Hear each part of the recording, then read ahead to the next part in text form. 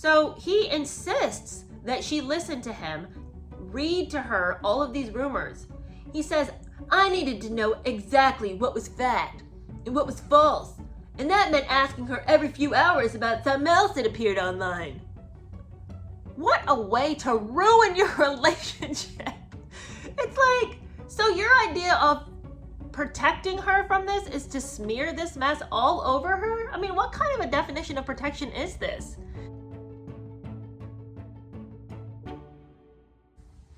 Good morning, how are you? Welcome to the channel, happy Tuesday. Welcome to another episode of I'll Spare You the Details, where we're going through Prince Harry's memoir, Spare, section by painful section. And if you are new to the channel, we've had a little mini explosion over the weekend. Lots of new subscribers. Thank you, by the way, very much for subscribing to the channel. And if you are enjoying the videos, if you'll go to the channel, there is a playlist that has all of the episodes on it if you want to just binge those. There's also a playlist that's just a bunch of clips, so maybe you just want to watch the clips. But anyway, thank you so much for subscribing. We're so happy to have you. This is a fun little channel. It's a fun little corner of the internet. We have fun together. Okay, so far we are completely into the Meghan Markle story. About 3 episodes back, she came into the book, and we have noted throughout this entire thing that there doesn't seem like there was ever a time when she was being particularly sweet. It seems like she was always very manipulative, very emotionally manipulative, especially. And the last episode we focused primarily on her meeting Harry's family. Harry has not met her family yet. We'll talk a little bit about that today. But it was all pretty chill that last episode. She's still on her best behavior. She hasn't shown anybody her true colors yet. She still realizes that she's got to work to get in. And so she's working that. She's not showing any outrage over small things. She's not making a big deal over little petty things yet. She's not trying to arrest Harry from his family yet. It's just very nice, normal, meet the girlfriend type of behavior. Okay, so that was the calm before the storm, because now we are getting into some mega meltdowns. I'm talking drama like you've never seen, like middle school behavior, like on par with the best of them. I mean, I keep forgetting, and several people said this in the comments, I keep forgetting that these people are how old they are. The way they're acting is just so like 16, 17-year-old, like mega drama. Like the people that in high school, you were like, oh my gosh, you guys, I don't know how much longer I can be around you two because it's just too much. Anyway, the whole vibe of their relationship is it's us against the world. Like they set that premise up early. And so everything is just like really heightened. Every emotion that they experience, it's not normal experiences of emotion. It's very, very, very overdramatic and overplayed, and just like let's weep together. It's just like they're either laughing really hard or crying really hard. It's just everything is just mega, mega, mega intense. And so it's not getting any better from this point. So anyway, this whole section, you guys, when I was reading it, I mean, it's like, to this point, I really haven't been all that annoyed. I mean, it's like been laughable. It's been hilarious. It's been like, that's so hypocritical. Like there's been a lot to say, but I can't say that I have been like, I can't even read another section. But this time I was reaching my threshold last night when I was reading. I was like, I truly cannot read another section of lies, because that's all that it is. It's just one little vignette after another of made up conversations, made up annoyances. And then the other thing is, you can see them answering back to criticism that they've experienced. And I say they because it's not Harry anymore writing this. This is Meghan 100%. And if not Meghan's pen on the paper, it's her retelling him what his life was and him internalizing that and it becoming the story. So anyway, there's just so much in this book that doesn't feel like it is organically being told. It's like trying to reshape the narrative that they kind of screwed up on before. So that's really annoying as well. Anyway, let's just get into this. If you haven't subscribed yet, but you're enjoying the videos, consider subscribing, share it with a friend, and, you know, hit the bell for notifications, all that jazz. All right, let's get into it because there's quite a bit. And like I said, with this whole Meghan section, the videos are just longer because there's just so much to say about every single thing. All right, the last time we left off, he had just come from seeing Pa and Camilla. It went really well. Meghan was very pleasant. Meghan was lovely. And none of us are surprised by that because it's not time to be ugly yet. Okay, so now it's time for him to finally make it across the ocean and go to her house in Toronto. He says that Meg was excited to show me her life, her dogs, her little house, which she adored. Okay, so it's okay for her to have a little house, but he has to live in opulence. Okay. And I was eager to see it all, to know every last detail about her. He wants to let us know he had managed to sneak into Canada once, but this was his first proper visit. Okay. He says that they walked the dogs in the park. They were able to really go here, there, and everywhere because, you know, Toronto isn't London. And he was able to really enjoy himself. So, you know, of course, it wasn't Botswana. They had to keep an eye out for, you know, the rabid press. But so far, they were able to maintain themselves. They're really enjoying life. And they often made sure to wear disguises when they went out. Now, we know his idea of a disguise is a big jacket, so I don't know how much he was dressing up, but apparently they made efforts. Well, now it's time for Halloween, and he says that Yuge and Jack are going to join them for Halloween. And he was really excited because this time he was going to plan accordingly and not dress up like a Nazi. Apparently the party was taking place at Toronto Soho House. And you guys, all I can think of is, does that establishment have some sort of product placement deal with this book? The number of times they talk about Soho House. I mean, Soho House in London has been mentioned about 4 times already. Now we're talking about Soho House in Toronto. Like, what is the deal? Anyway, apparently that's just like when they go out, they go to Soho House. And that's where the big party is going to be. And the theme is the apocalypse. So not wanting to give away who he was and also wanting to really bring it as far as costumes go. And he says to Meg, look, I haven't had great luck with fancy themed dress-up parties, so I'm a little worried about this, but maybe you could help me. And we have this whole scene that is like supposed to mirror his time with Kate and William, except this time he's being encouraged by somebody who cares about him and not somebody who's secretly trying to bring down his downfall. He says that he had asked his actor friend Tom Hardy if he could borrow the costume from Mad Max. Okay, I don't know anything about anything when it comes to how movies are made. But would Tom Hardy have the costume? Like, doesn't that belong to the costume department or whoever made the movie? I don't know. I mean, maybe they give you things. Like, yeah, I know that some actresses are gifted certain things, like certain dresses from set sometimes. I mean, I've heard of that happening from time to time. We all know how Johnny Depp got his hands on that dress for Amber Heard. So it's possible that he had something.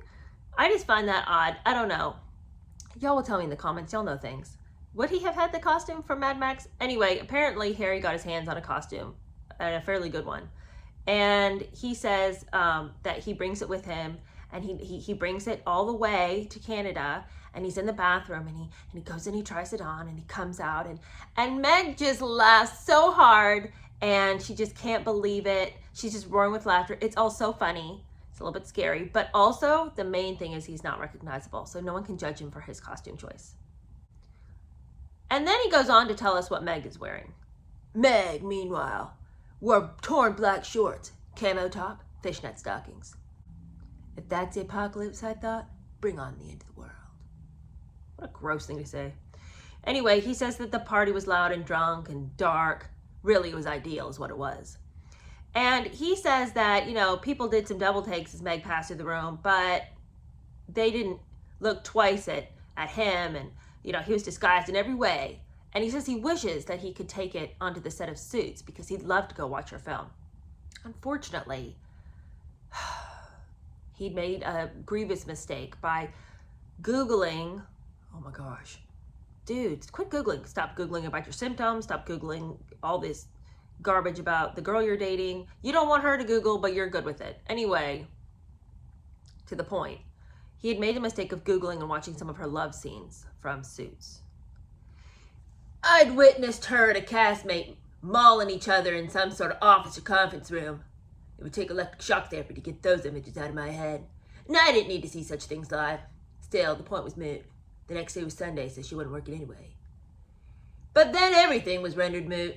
Everything was changed forever. Because the next day was when the news of our relationship broke. And nothing was ever going to be the same again. He says that when the news broke wide open, they just sat there and stared at their phones anxiously, wondering what was going to happen next. I guarantee you she loved every minute of this. Finally, the thing she's been working so hard for. And in fact, they said that the truth is they had been tipped off that this was going to happen. Apparently, right before they were going off to the Halloween party, they'd been told that another apocalypse was about to happen. This is just, do they think that they're this important, that the whole world is going to revolve around their, new union? I just can't even imagine. I don't know. I'm not a famous person. Okay, so I don't know what it feels like to have anybody write a story about you that is true or semi-true or not true at all.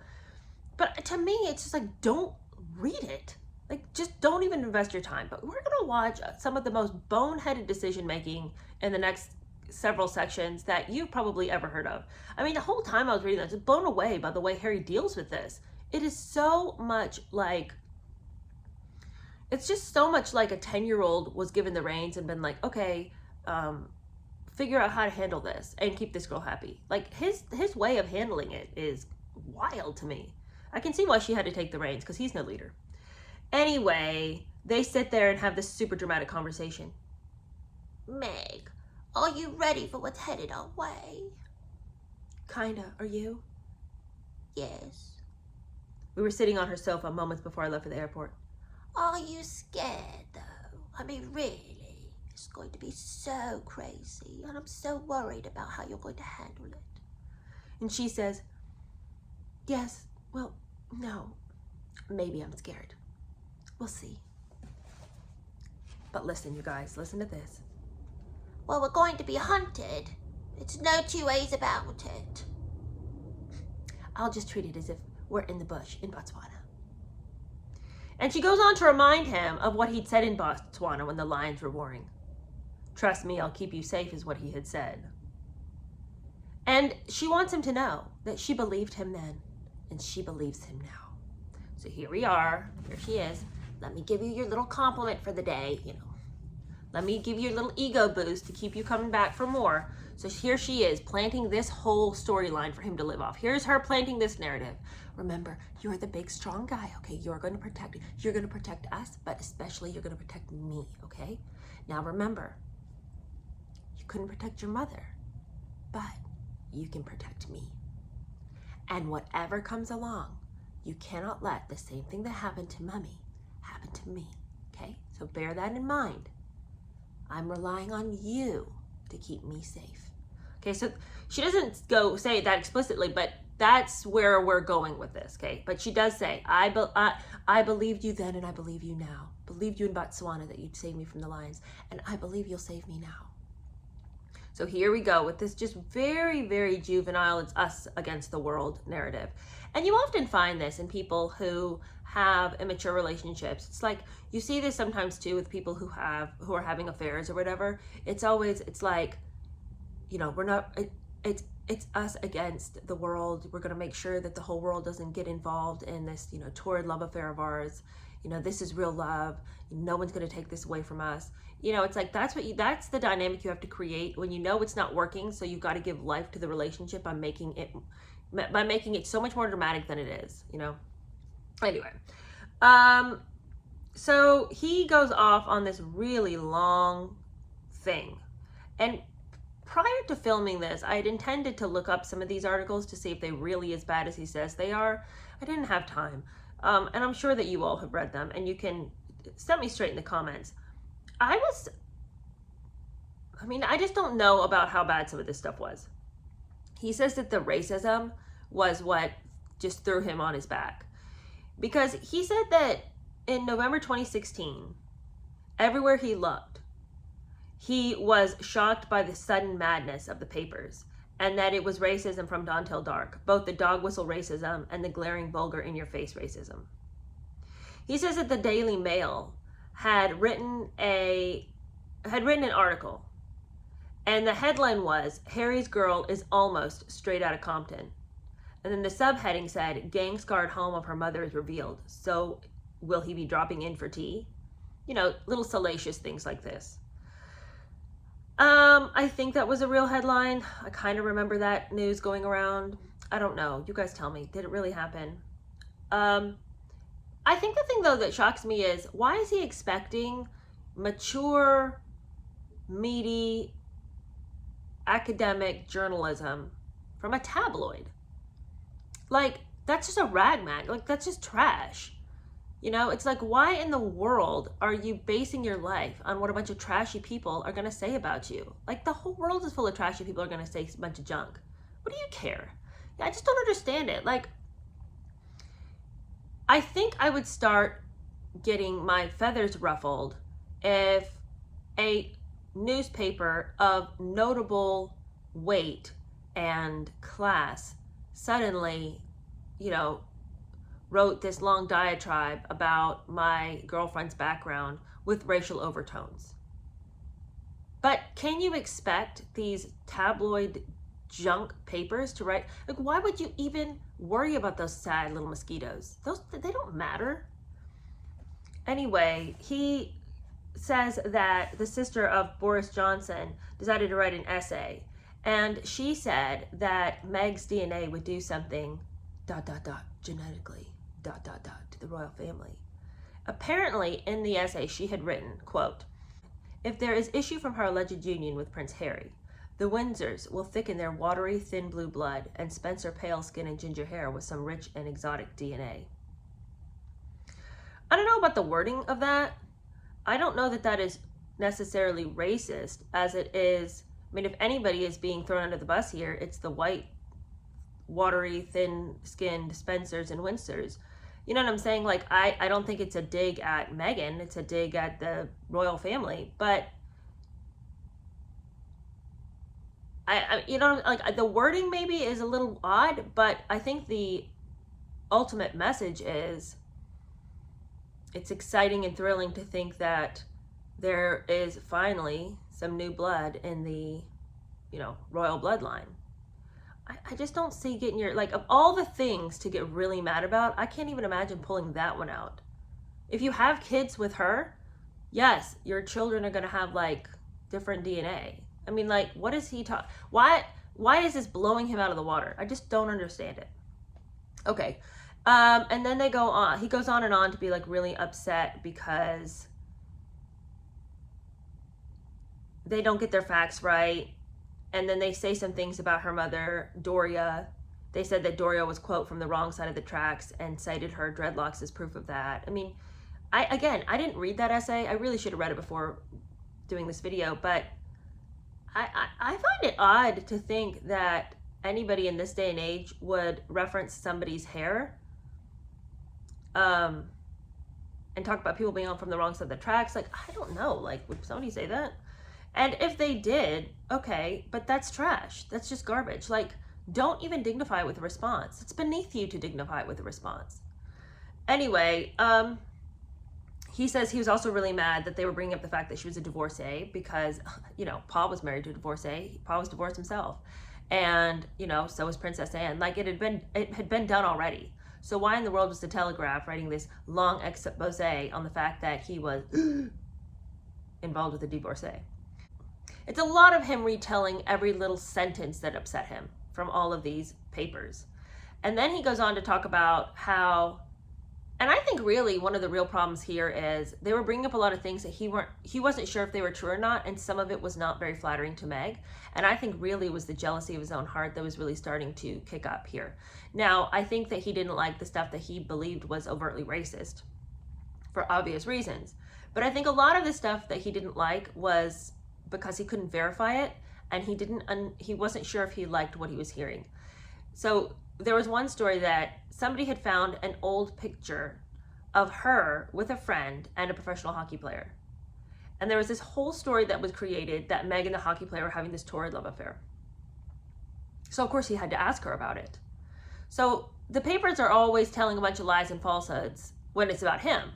But now that they're coming up with the story about the hockey player, he's got to question her to see if it's true. Do you see how hypocritical that is? Anyway, she says, no, he was hooking up with my friend. I mean, I just introduced them. I don't have anything to do with the guy.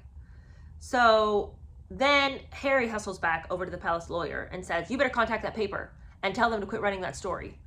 And the lawyer did. And the paper's response was basically like, what are you going to do about it? And the lawyer's like, you're being reckless. You better stop this. He's very mad. And they're like, well, whatever. Yawn, yawn, yawn. We don't care. And he said that there was private investigators that were had been hired to circle around Meg, circle around everybody in her circle, get to know everything about her background, about her boyfriend. He says these people were experts on Meg. And so that's the thing that really bothered him, was they knew the truth, but they were choosing to write about it and to lie. And that was the real egregious thing. He says that he spent most of every day from the moment he opened his eyes until long past midnight trying to make the news stop. Why? Why would you spend your day like that? And he says that he kept telling the lawyer to sue them, sue them, sue them. They can't talk like this about my girlfriend. But the lawyer said, if I do that, then it's just going to make it very clear that you two are together. And if you don't want people to know you're together, then I can't do that. So he's just wild with rage. He's wild with guilt. He says, I'd infected Meg and her mother with my contagion, otherwise known as my life. What 14-year-old behavior? I'd promised her that I'd keep her safe, and I'd already dropped her into the middle of this danger. He says that he was real annoyed because Kensington Palace's comms person, Jason, was real smart, but just not really willing to get real about this crisis. And he said, look, you can't do anything about it. You're just feeding the beast. Ignore it. Move on. The story will die. It's not a thing. Just let it go. But to him, silence just wasn't an option. He said of all the options, silence was the least desirable, the least defensible. And we couldn't just let the press continue to do this to Meg. But he had been convinced by all of the people that are on his team to let it go and not say anything. So he'd managed to ignore all of it. But they were clever enough to bait him with just the right words. And they said, look, the Huffington Post comes out and writes this. They said that the mild reaction of Britons to this explosion of racism was to be expected, since they were the heirs of racist colonists. And what was truly unforgivable was Harry's silence. So he's complicit in all this racism if he doesn't say something. And of course we know that Harry had been called a vicious racist in his youth when he had, according to him, unwittingly used a racial slur. So now he's got to find some way to prove, I'm not a racist. And they've baited him, and he has taken the bait because he doesn't believe he's not one. If you are not a racist, what does it matter if somebody calls you that? I'm not one. I'm not. But the problem is he'd already been, smeared with that brush. He'd done things and said things that didn't make it seem as though he wasn't. So now he's got to go on this big campaign to rid himself of this title yet again. And then so then he's like, well, that's it. I'm not waiting one more second. I don't care what anyone says. I'm writing a statement. Jason, write something up. So Jason writes a strong, precise, angry, and honest note to the press. And then he lets Jason release it. Well, this didn't go over very well. He says that Pa and Willie were outraged, furious, and they gave him an absolute earful. They said that his statement made them look bad. Both of them, they said. Why in hell would it make you look bad? I'm just standing up for my girlfriend. And they said it's because they had never put out a statement for their girlfriends or wives when they were being harassed. Now, we know that Catherine took quite a few punches in the press. People made fun of her relentlessly. And, of course, Camilla had been dragged for years. And nobody ever said anything. And it had nothing to do with them not caring. It's that they were above commenting on it. What are you gonna bother with what a couple of mosquitoes are buzzing about? Why would you even waste any of your precious time on earth caring about what people who want to say mean things about you say? They want to say mean things. You could cure cancer, raise people from the dead, solve everybody's personal problems on earth. They would crucify you. Okay? There are just people in this world who want to hate you. And they will find any reason to hate you. So why would you dignify all of their petty foolishness with any of your time? It is such a mark of immaturity when you have to care what your naysayers say. Haters gonna hate. I mean, get on with it. He can't manage it. So, and this is the part where I just thought, dude, you need a personality transplant. Because something is wrong with the way that you go through life. He says that after his argument with Pa and Willie, in which they said, well, how could you do this? We never put out a statement for our wives and girlfriends. Why can't you just play by the family rules? Just don't say anything to the press. He says that he left that meeting to go pick up Meg because she was coming back to England for a visit. And they went to Frogmore Gardens, but this visit was nothing like the peace that they had once known. He said that it was the complete opposite. Instead of walking around Frogmore Gardens or sitting in his kitchen talking dreamily about the future or just getting to know each other, now they were stressed out. They were meeting with lawyers. They were searching for ways to combat this madness. Why though? And this is the thing that I thought, dude, when she asked you to protect her, there was a clear mission for you. Okay? And the assignment was obvious. But instead of protecting her, he is like smearing this mess all over her. He says that as a rule, Meg didn't look at the internet. She wanted to protect herself, to keep that poison out of her brain. Smart. But it's not sustainable if we're going to wage a battle for her reputation and physical safety. What kind of a bogus idea is that? Don't look at the lies, but then how are you going to know what to say? When you need to combat the lies, you got to know what the lies are.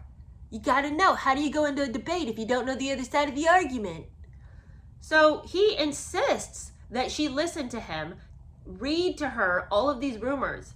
He says, I needed to know exactly what was fact and what was false.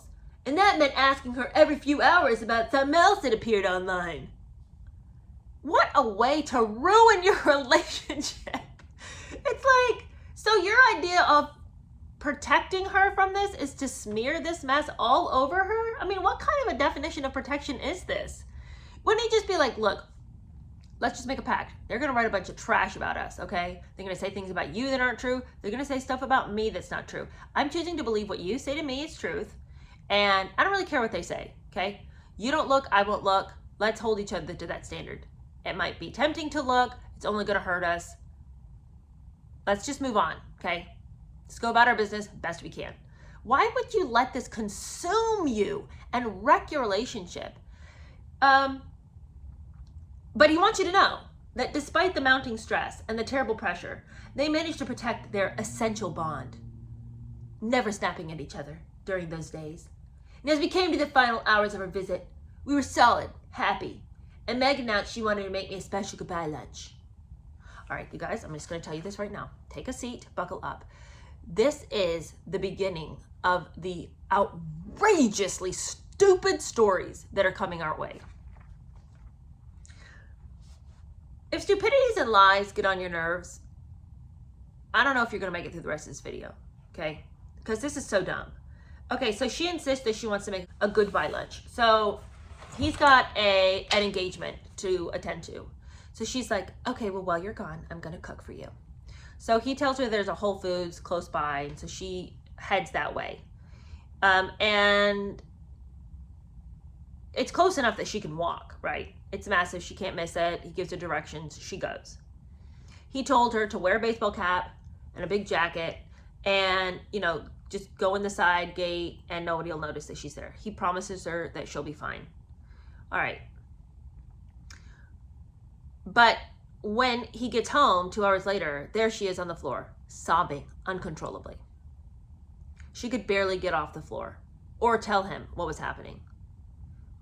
Wait, what happened? What happened? Start from the beginning. What in the world happened? And she said that she had dressed as he advised, and she'd run happily, anonymously up and down the supermarket aisles. But as she rode an escalator, a man approached her. And this is where the story starts unraveling, like at lightning speed. Excuse me, do you know where the exit is? Oh yes, I think it's just right up there that way. Hey, you're on that program. Suits, am I right? My wife loves you. Oh, that's so nice, thanks. What's your name? Jeff. Nice to meet you, Jeff. Please tell her I said thanks for watching. I will. Can I get a picture? For my mom? I thought you said it was your wife. Yeah. It is. Sorry, I'm just grocery shopping today. And then apparently the guy's face changed, and then he's like, well, if I can't take a picture with you, I'm just going to take pictures of you. And he runs around the store with his camera out, following her, taking pictures. And then she gets up to the register, and then there's all these magazines that are laid out with her face on them, and then everybody starts taking pictures, and the cashiers are laughing at her, and everybody in the whole place. It's like the scene from Carrie.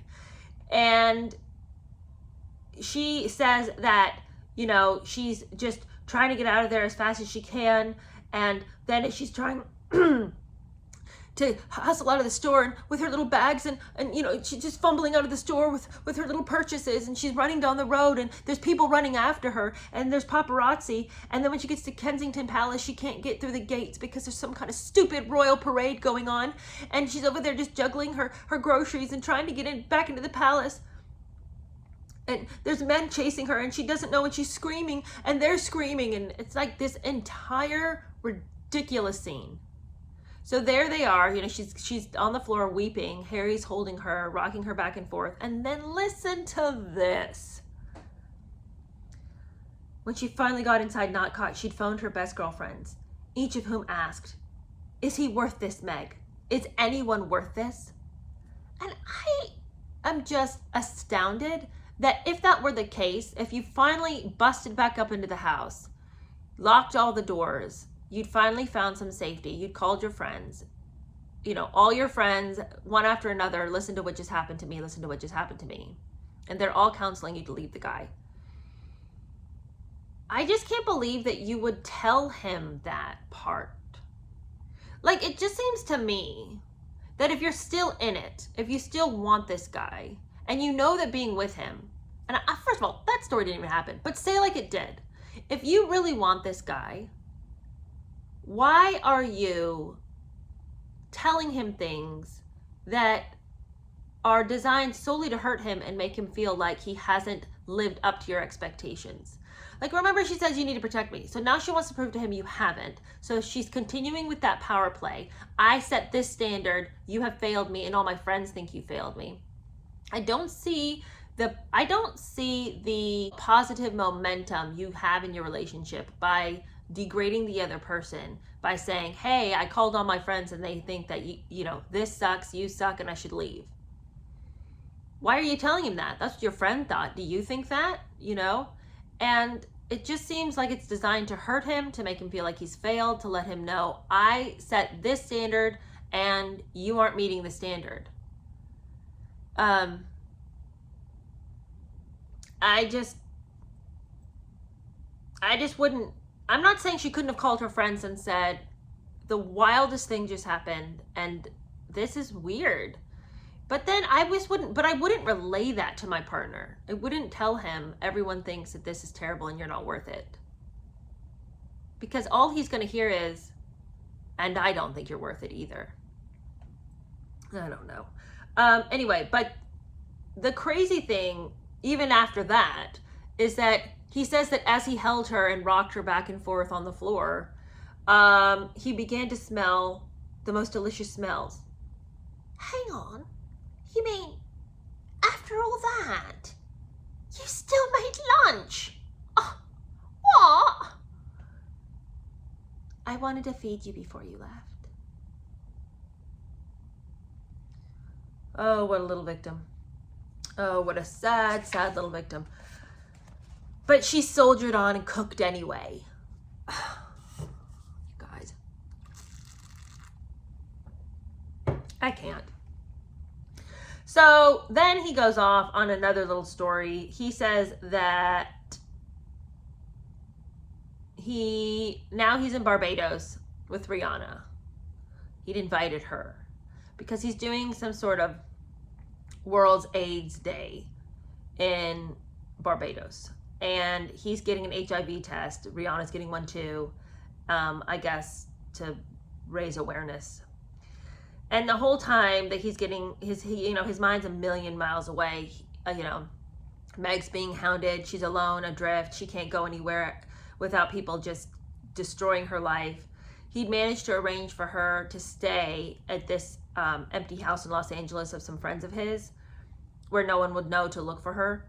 And so there she is. It's Thanksgiving time, and she's just all by herself in this giant empty house in Los Angeles with the press hounding her. And he feels like he's super complicit because here he is working with the press, trying to bring some awareness to AIDS. So is he friends with the press or not? That's what's so hard for him to figure out. And he has this really long paragraph all about as he saw his blood being drawn. It's not even blue. They say I'm a blue blood, but look, my blood's red just like everybody else. The ramblings of an infant. And then he talks about he was outraged because when he got done with all of that, just really it sucked, honestly, because he really wanted to be able to talk to Meg, but there was no cell reception anywhere. And then when he finally got on the broken down merchant Navy ship that he was traveling on, their Wi-Fi was like even worse, and he had to be plastered up against a porthole to get any kind of a signal. And he couldn't even call her. All they could do is text. And he had managed to hear that her Thanksgiving had been horrible because she'd invited both her mom and dad to dinner for Thanksgiving, and then her dad inexplicably had showed up with an armful of tabloids and wanted to talk about them. Who would do that? The guy you're with? Your boyfriend does that all day, every day with you. Why are you all of a sudden mad at daddy for doing it? Harry does it all day. I mean, the hypocrisy of this. Like, Harry, what are you thinking writing this book? The hypocrisy knows no bounds. It's just, how dare that old codger do such a thing? How dare you, Harry? Anyway, here we go with another outrageous and outlandish story about the paparazzi coming after her. You guys, it just doesn't end. Story after story after story of Meg being hounded. But I'm like, Harry, you're not being hounded like this. Why are they hounding her?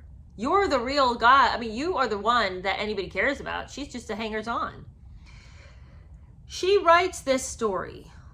And again, I say she because he wasn't there, so this is her recollection. Hearsay, if you will.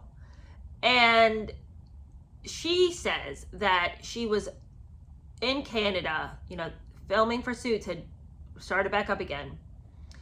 The roads were icy, of course, it's winter in Canada. And who should pull alongside her but 5 men, each driving a car, looking rather wolfish, she describes them. They were men, wolf men.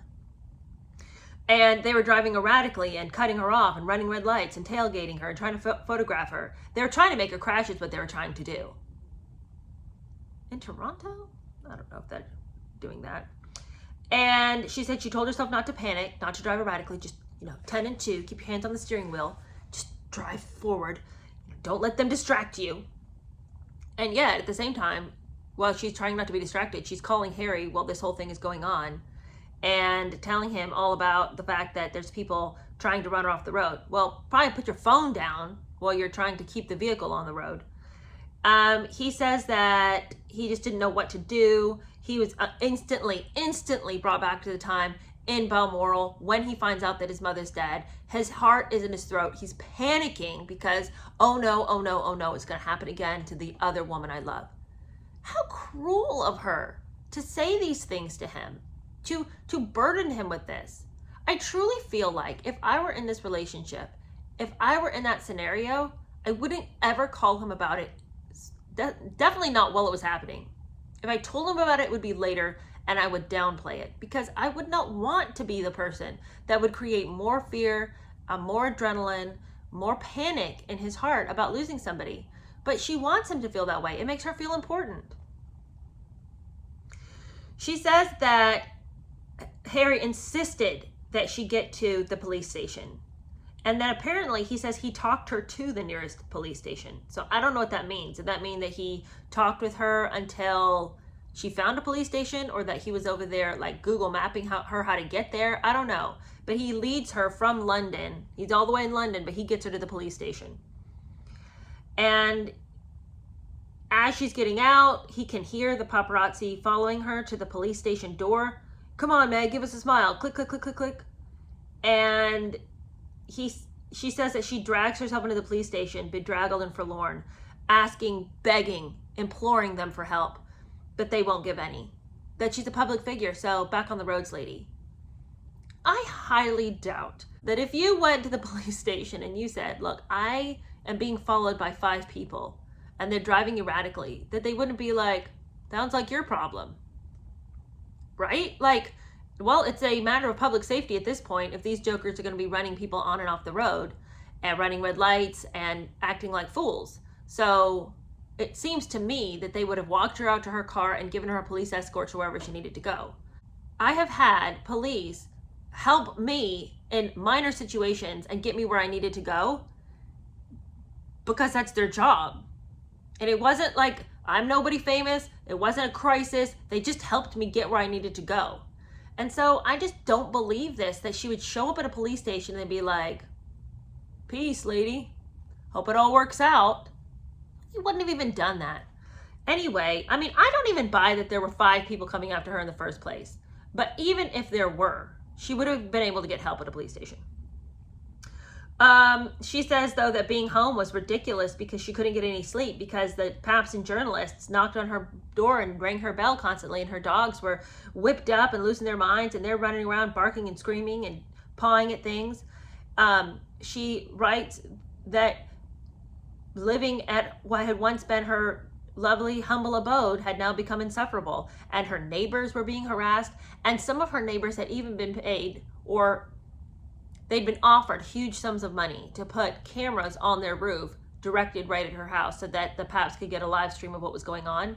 And that one guy had even put a camera on his roof pointed in her backyard of his own volition. So she's, according to Spare, she is just being preyed upon to the nth degree. She even says that paps were scaling the walls and the fences of the places where her mother worked. Her mother worked, was a hospice nurse in palliative care. And she says that they were taking pictures of Megan's mom relentlessly, following her around work, following her to the places where she cared for various people, because she would travel from place to place, giving home care. And then we have this super dramatic, unbelievable statement. Harry writes, Paps scaled the walls and fences of many patients that Meg's mother visited. In other words, every day there was yet another person, like Mummy, whose last sound on earth would be a click. That is just like such bad writing. I mean, just the whole concept of it. Like, why are you making a nothing thing worthy of a portion in your book? I don't believe that anybody was following Megan's mother to her jobs as a hospice nurse. Okay, in this section, we come to their first fight. And we're going to end with, I don't know. Okay, let me see how fast I can get through this. Okay, so now they are having yet one more fight. Oh, my hair is still so wet. When is it gonna dry? Anyway, they had their first fight. It all started out swimmingly, okay? The evening was at Notcott. They were cooking together. They were making roast chicken. That's their favorite food. They both have the same favorite food. Can you believe it? Roast chicken. How exotic. And he didn't know how to cook it. So that night she was teaching him how. But here's the thing. I do a lot of cooking. And you know how when you don't know something, you can't tell whether the facts are true or not? But then when you know just like one or two things, you're just like, wow, that's not true. So when you see that that's not true, then it's like, what else is going on in this book that's a lie? I mean, of course, everything is, but it just makes you realize if they can't get this little thing right, what else have they been saying that's just 100% false? This is really minor, but he says that they were cooking roast chicken, and he says, I remember the warmth of the kitchen and the wonderful smells, lemon wedges on the cutting board, garlic and rosemary, gravy bubbling in a saucepan. Now, he's going to mention the gravy again later, but the reason that I call foul, even just on this small portion, you can't have gravy until the chicken is cooked. But then he goes on to talk about how he's rubbing salt on the skin of the bird. Well, where'd the gravy come from? You got to cook the bird first. And I know that's so small and not that important, but it's just like, if you can't get that right, you can't get anything right. Anyway, Meg's putting on music. She'd been opening up her horizons to folk music and soul. There they are, drinking wine. And apparently he'd been drinking for a bit, because at least that's what he's going to blame on this next episode. He says maybe the wine went to his head, maybe the weeks of battling the press had worn him down, but for some reason, when the conversation took an unexpected turn, I became touchy. Well, then I was angry, disproportionately, sloppily angry, honestly. Meg said something I took the wrong way. I mean, it was partly a cultural difference, partly a language barrier. But I also was just oversensitive that night. I thought, why is she having to go at me? I snapped at her, spoke to her harshly, cruelly really. And as the words left my mouth, I could feel everything in the room come to a stop. The gravy stopped bubbling, the molecules of air stopped orbiting. Even Nina Simone seemed to pause. Meg walked out of the room, disappearing for a full 15 minutes. Dun, dun, dun. All right. This is their first fight. I don't know what he said because he doesn't tell us. So, you know, we get the blow-by-blow about his frozen penis. We get the blow-by-blow about the time he wet himself. We get the blow-by-blow about him mocking the matrons at school. You know, he's told us so many things that we didn't need to know. Finally, we get to their first fight and him saying something that was egregious enough, because wait for how she deals with it, that it ruins the evening. It stops discussion. She's got to walk out of the room. He felt provoked, but he doesn't tell us why he felt provoked. He doesn't tell us a response. So we have none of the pieces with which to judge the situation. And so it you know, begs the question, why are you telling me? Don't ask me to weigh in on your life, but then you hold back various details that I need in order to see, did you overreact or was she being a big bitch? You know, it's like, now I want to say, I'm not advocating for people speaking cruelly to each other. I'm not advocating outbursts of anger, wrath, indignation, none of that. But what I am saying is people are human, and sometimes you lash out and you shouldn't have said it. And sometimes it is just a misunderstanding, but we'll never know because he doesn't tell us. Well, anyway, she goes up to her room and sits quietly on her bed and waits for him to come paddling after her. He comes upstairs. She's sitting in the bedroom. She was calm, but she's in a quiet, level tone that she would never stand for being spoken to like that. I nodded. Okay. She wanted to know where it came from. Well, I don't know. Where did you ever hear a man speak to a woman that way? Did you overhear adults speak that way when you were growing up? The condescension is disgusting. It's so gross to me in this scenario. Why is she talking to him this way? Has she never in her whole life misspoke before, that now she can lord over him? You broken, disgusting person. Letting yourself speak like that. I don't know what wild realms you came from and what the grown-ups were doing in your broken, sorry upbringing. But in my world, we don't speak to each other that way. And you are never going to speak to me that way as long as we're in this relationship. You better just mind your P's and Q's. Again, I am not advocating for verbal assault by any means. But what I am saying is this seems like a ridiculous and over-dramatized reaction to somebody having a flare of temper when you know you've both been stretched so thin. Admittedly, by your own making. Okay, I feel that they have found themselves in this situation and they didn't need to, but they're very stressed out. Again, we'll never know how bad it was, what he did. I don't know what he said to her. I don't know if he called her names. I don't know if he said something really hateful about. We'll never know what he said, and we won't know what she said to provoke it. And that's what is so frustrating about the scenario, because I want to say she's overreacting. I don't know if she's overreacting. He has told us in the past he has rage issues. So maybe she finally saw the real side of him, you know? I don't know. But regardless, she's definitely setting up this dynamic that you are the failure.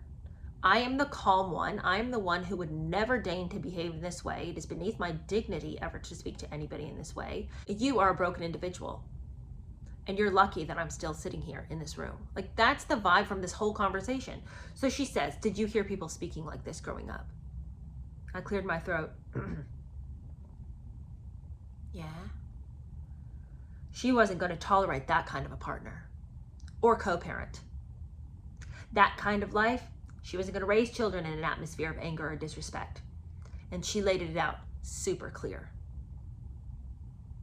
We both knew my anger hadn't been caused by anything to do with our conversation. It came from somewhere deep inside, somewhere that needed to be excavated, and it was obvious that I could use some help with the job. Well, I've tried therapy, I told her. Willie told me to go, but I never found the right person. It didn't work out. No, she said softly. Try again. Okay, so now he better get his act together and get us some therapy, because she's chomping at the bit to get out of here since she's seen his rage issues. But none of us believed she was ever going to leave for the rage issues. Not for that. But she needed to let him know, you know, I can dangle this over you at any time. At any time I feel like making you feel small, this is the scab that I'm going to pick at. You have anger problems. Don't we all have issues? You know, you don't need a partner in life who's going to constantly, you know, force your face down to all of your faults and say, let's look through the magnifying glass at everything that's wrong with you. That isn't a relationship you end up wanting to stay in. Because even if the person's completely 100% right, they could help you get through those things that are broken in your personality and the trials that you have. Because all of us have things that are just not nice about us, like things that we do need help getting past. But having your face shoved down into it isn't the best way to get you to re-examine those broken places in you. And being put to shame is not the best way to get a handle on the things that you struggle with. Anyway, that's not Meg's plan. Meg's plan is, how can I shame you, embarrass you, make you feel as small as possible? Now we get to the time when he is going to meet Doria, finally. And he said he'd been quite nervous about the dinner because, thanks to him, Doria's daughter has been living moment by moment with the paparazzi just biting and snapping at her heels the whole time. The meeting wasn't as bad as he thought it would be, even though recently, just right before their dinner, a story had come out in the papers, in the Sun. It had been a front page headline, and it had said, Harry's girlfriend is on Pornhub. Apparently, the story showed images of Meg from Suits. Some pervert had posted some images of Meg on a porn site. Well, the Sun didn't say, of course, that the images were used illegally, and that Meg didn't know about them, and that Meg had had as much to do with porn as Granny had. Okay. First of all, How dare you? Was Granny ever in a show in which she was rolling around on a conference room table? Was Granny ever in a predicament in which any images of her could have been ever used on a porn site? I think not. But anyway, he says it was all just a trick to bait readers into buying the paper and clicking on the story. And then once they did, they would have discovered, you know, it was nothing. But they were selling papers saying that Meg was a porn star. Anyway, luckily the story didn't come up. Imagine that. Doria didn't want to talk about her daughter being on a porn site.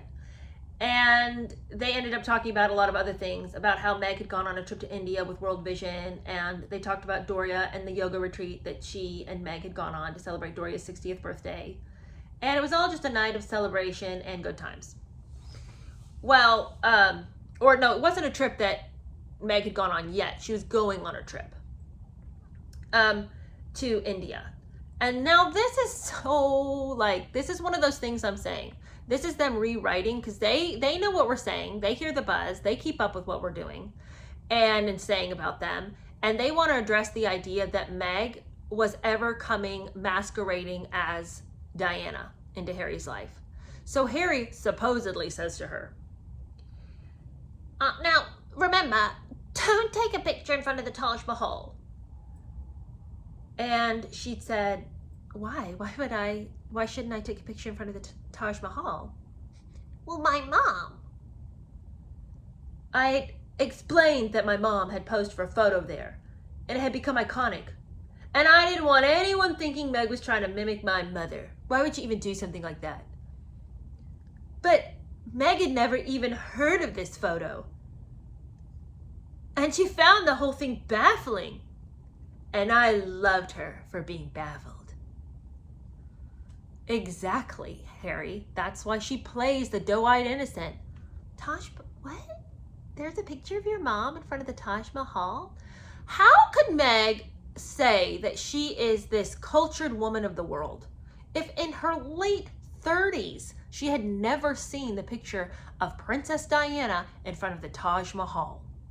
Again, I would not say that I am some scholar. I'm not this cultured woman of the world who knows all about every little thing that has ever happened in my 35 years here on Earth. But I think I know about the picture of the Taj Mahal and Princess Diana, because that was the whole thing. Here she is standing in front of the Palace of Love, but there's no love in her life. Like, it was this whole thing. I know so very little about the royal family, but I know that. And so it's just like, why does she continue to pretend that she just has never even heard, seen, imagined, conceived of the idea that his beautiful, famous mother would have had pictures on the internet about her? This is the thing that's wild too. If you didn't know who Harry was, and surely you knew who Princess Diana was.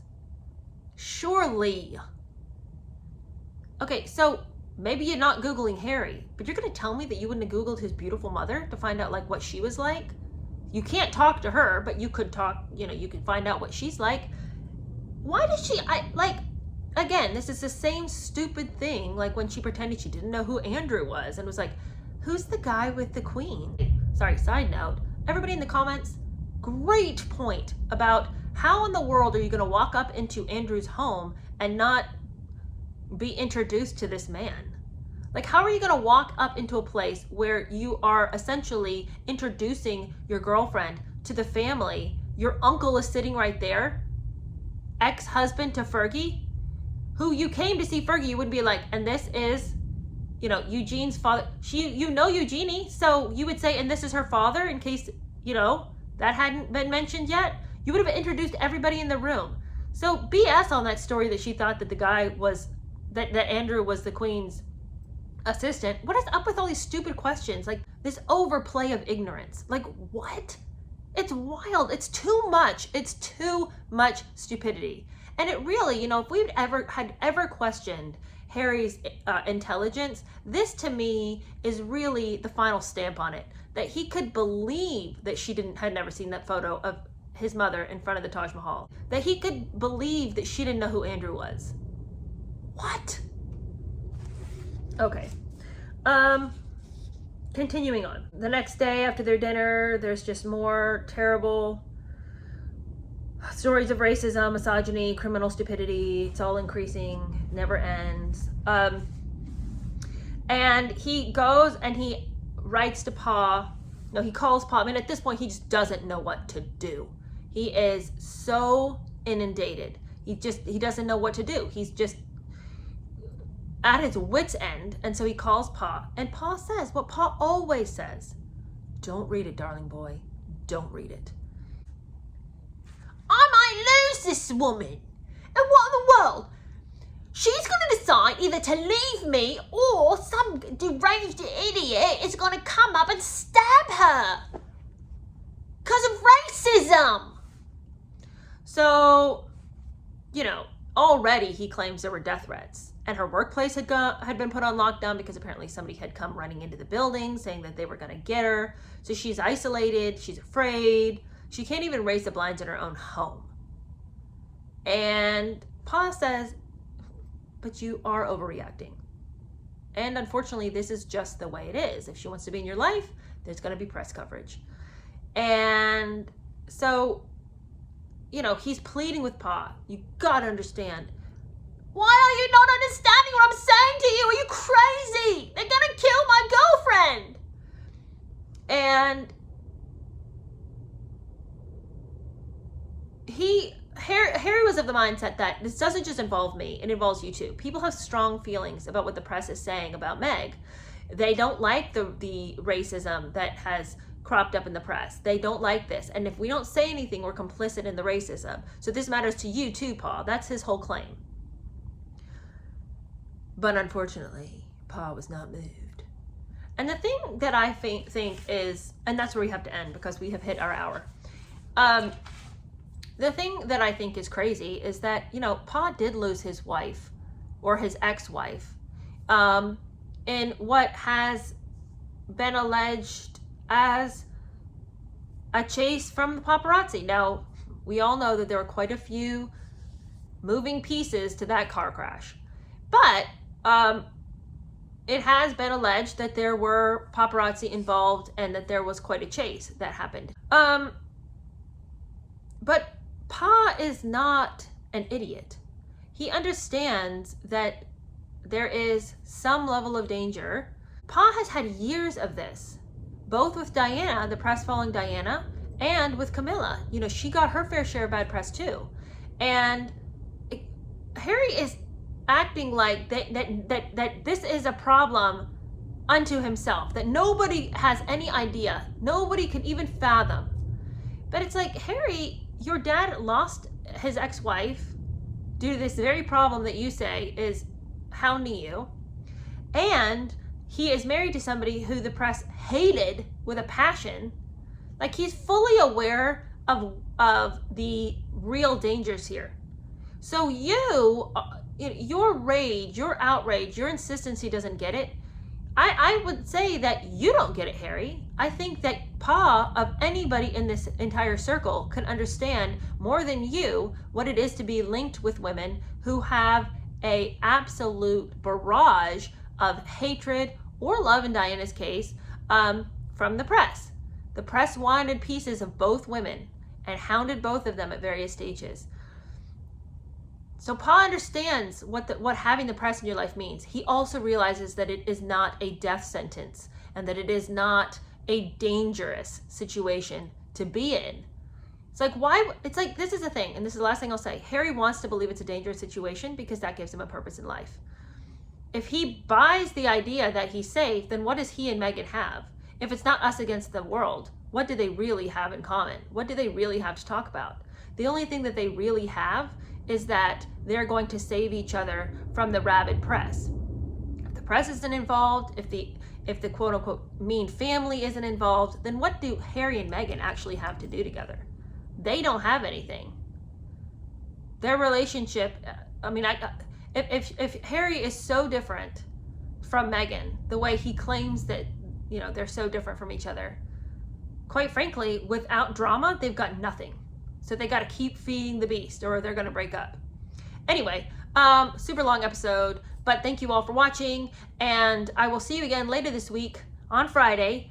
If you haven't had a chance to go and vote on our little What Should We Read Next video. That was on Saturday, so go back and look and find that. It looks so far like everybody wants revenge. So, I mean, that doesn't come as a surprise to me. I thought that's what most people would want. And then, if not revenge, not the Diana book that I suggested, but another one that is a little bit more accurate and more interesting, and one that maybe we all haven't read. I think we all read that old Diana book a long time ago. And I'm all down for a different Diana book. So it's either Revenge or the book about Diana. That looks like what everybody wants.